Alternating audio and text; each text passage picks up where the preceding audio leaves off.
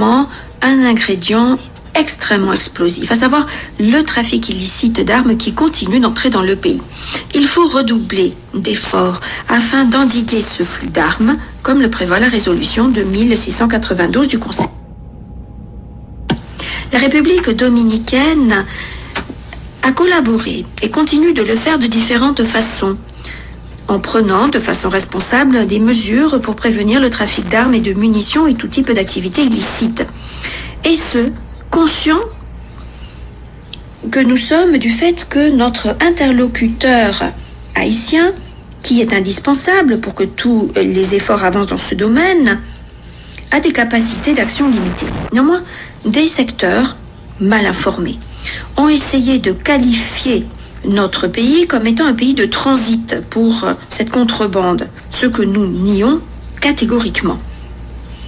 Cela manque de toute logique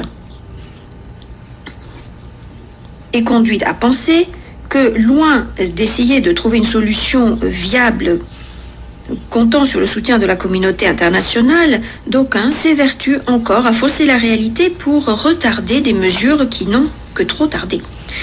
La République dominicaine ne fabrique pas d'armes.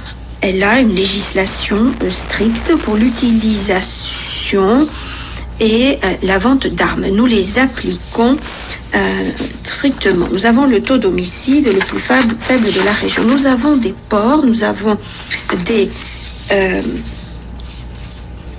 ports qui sont utilisés pour l'envoi de matériel en Haïti. Cela nous coûte cher, mais c'est une responsabilité que nous assumons de façon responsable. Et par ailleurs, nous avons entre 8 et 10 000 éléments militaires le long de la frontière de plus de 300 km, et ceci représente une charge financière importante pour notre budget.